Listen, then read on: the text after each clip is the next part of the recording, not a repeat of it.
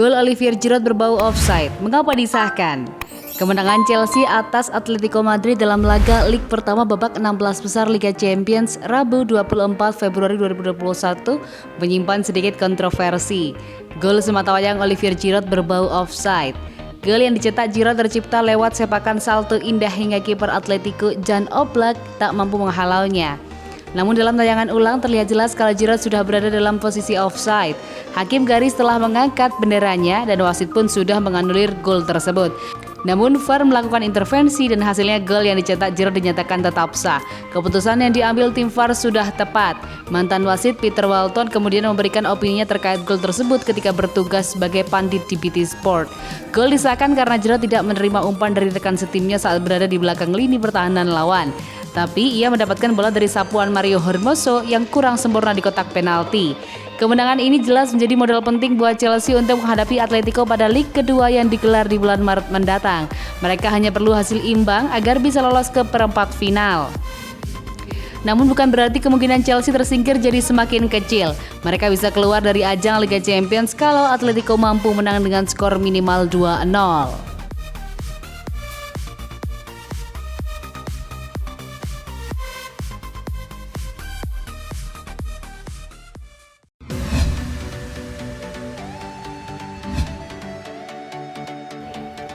Berkat gol salto sensasional, Olivier Giroud samai rekor gol Didier Drogba di Chelsea.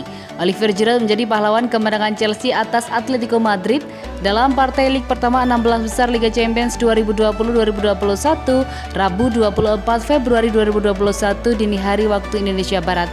Gol tunggal kemenangan The Blues atas Atletico tercipta di pertengahan babak kedua lewat tembakan salto akrobatik cantik yang dilepaskan Olivier Giroud. Berkat hasil ini, Chelsea berpeluang besar untuk melaju ke babak perempat final. Meski demikian, masih ada partai lig kedua yang bakal digelar pada Maret mendatang. Dilansir ESPN, gol ini membuat nama Giroud menjadi pemain Chelsea pertama yang mencetak 6 gol dalam satu musim Liga Champions sejak legenda The Blues Didier Drogba. Drogba melakukannya pada musim 2011-2012 silam. Menariknya, kala itu Drogba mampu membawa Chelsea merengkuh trofi si kuping besar di akhir musim. Gol Giroud pun menorehkan catatan istimewa lainnya. Menurut Opta, dia merupakan pemain paling senior yang bisa mencetak gol di fase gugur Liga Champions untuk Chelsea, yakni di usia 34 tahun 146 hari. Giroud sekaligus jadi pemain paling senior dari tim Inggris yang mencetak gol di fase gugur Liga Champions, hanya kalah dari Ryan Giggs 37.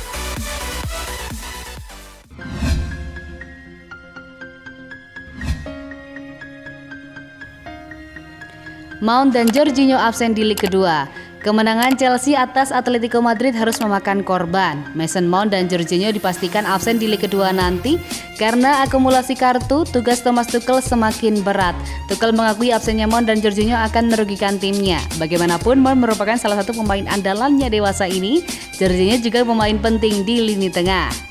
Mount absen dan jangan lupakan Jorginho. Kami akan kehilangan dua pemain krusial. Itu membuat situasi lebih sulit bagi kami, kata Tuchel di chelseafc.com. Namun saya sangat senang dengan performa setiap pemain, itu pun jelas termasuk Mason. Sekali lagi dia tampil luar biasa, kerja keras tinggi, upaya tinggi, intensitas tinggi. Dia membawa dampak besar pada tim kami, imbuhnya. Kehilangan Mount dan Jorginho sekaligus bakal merugikan untuk leg kedua, tapi sekarang Tuchel belum bisa memikirkan itu. Chelsea akan menghadapi jadwal padat melawan tim-tim tangguh di kompetisi domestik. Sejujurnya setelah ini kami akan melawan MU, Everton, Liverpool, dan Leeds. Bagus mendapatkan momentum seperti ini, lanjut Tuchel. Kami tidak boleh terlalu nyaman, kami tidak boleh bermalas-malasan, baru setelahnya kami akan memikirkan solusi untuk leg kedua, tutupnya.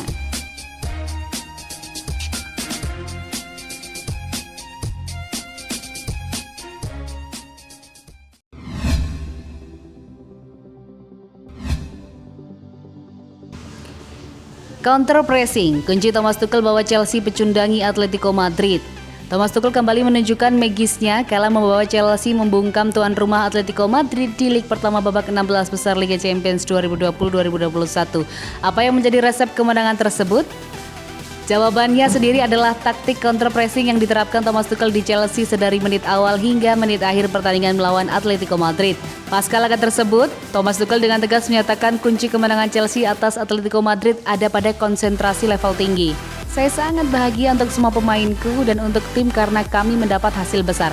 Itu sangat penting karena kami sangat berkonsentrasi selama 96 menit dan kami menerima fakta bahwa sangat sulit menciptakan peluang melawan Atletico Madrid. Ujar Tuchel dikutip dari The Guardian.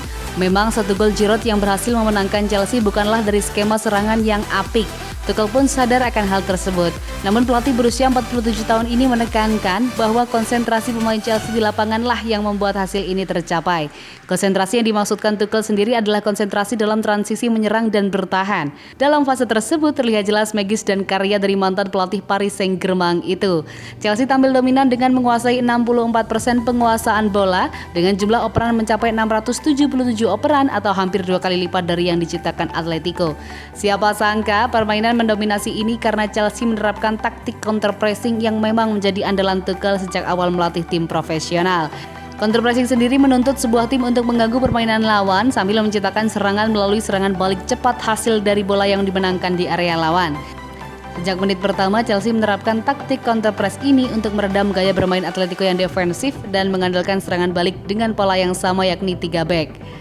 Counter press yang diterapkan Tuchel ini pun sempat membuat Atletico merubah struktur bertahan dengan 6 back sejajar dan berubah menjadi 4 back kala Chelsea melakukan serangan balik cepat hasil dari merebut bola lawan.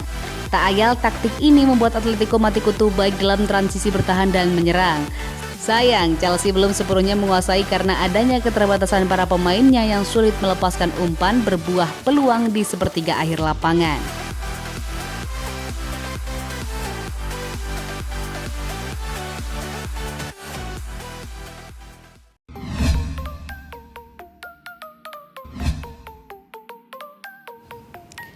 Kai Havertz membuat Chelsea rugi besar. Chelsea sudah mengeluarkan uang berjumlah besar untuk Kai Havertz. Sayangnya pemain yang direkrut pada musim panas tahun 2020 tersebut belum juga memberikan kontribusi yang sepadan.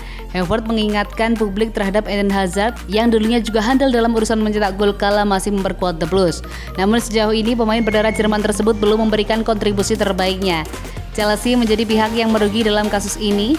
Nilai transfer 71 juta pound saja sudah mencengangkan. Belum lagi ditambah dengan besaran gaji yang harus dibayar The Blues untuk Havertz. Menurut laporan The Sun, Havertz mendapatkan bayaran senilai 310.000 pounds per pekan yang jika ditotal mencapai 16,2 juta euro per musimnya. Chelsea harus membayar gaji tersebut selama 5 tahun. Angka itu membuatnya jadi pemain dengan bayaran termahal di Chelsea saat ini.